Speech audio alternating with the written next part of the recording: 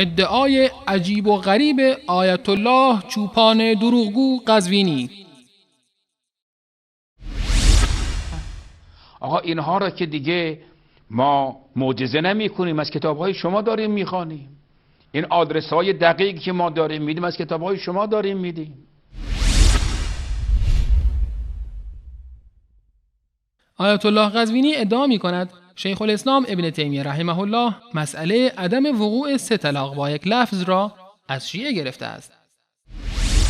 یکی از آثاری که ابن تیمیه داشت از مطالعه کتاب شیعه، این 3 طلاق در یک مجلس رو زیر بار نرفتید، منطق شیعه قوی تره. این 3 طلاق در یک مجلس رو زیر بار نرفتید، منطق شیعه قوی تره. حال این که این مسئله زمانی بین اهل سنت رایج بوده که شیعه هیچ کتابی در فقه نداشتند.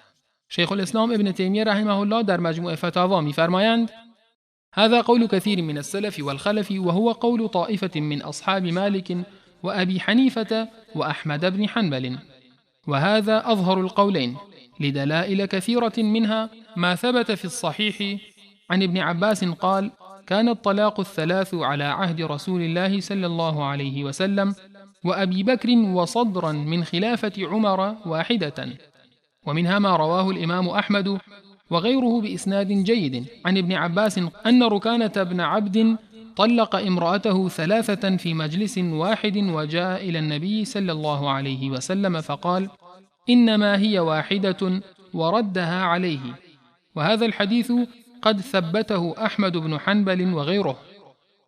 مجموع فتاوا جلد 23 صفحه 67.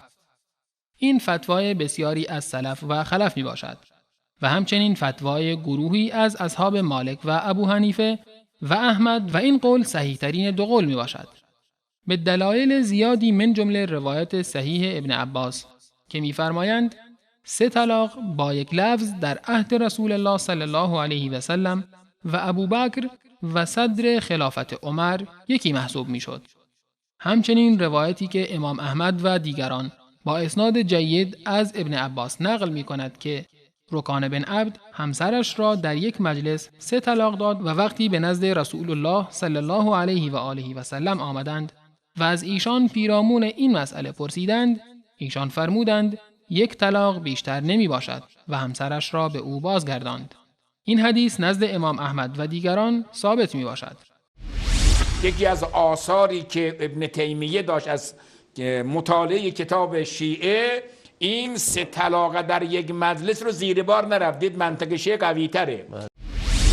میخوام بگم شما دروغ میگی.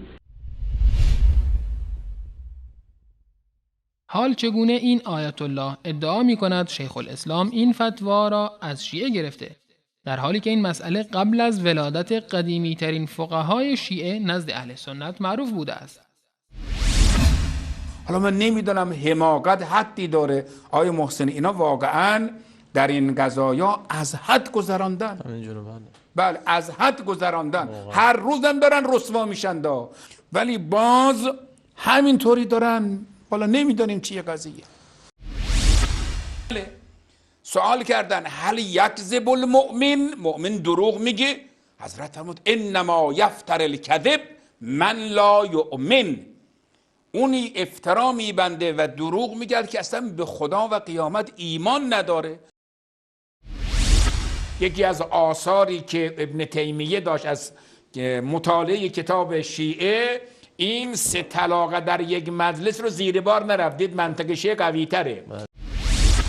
آقا تو راست میگی، لعنت الله علی الکاذبین، لعنت خدا و ملائکه و جمیع جن انس که بخواد اینطور دروغ بگه و افترا ببنده.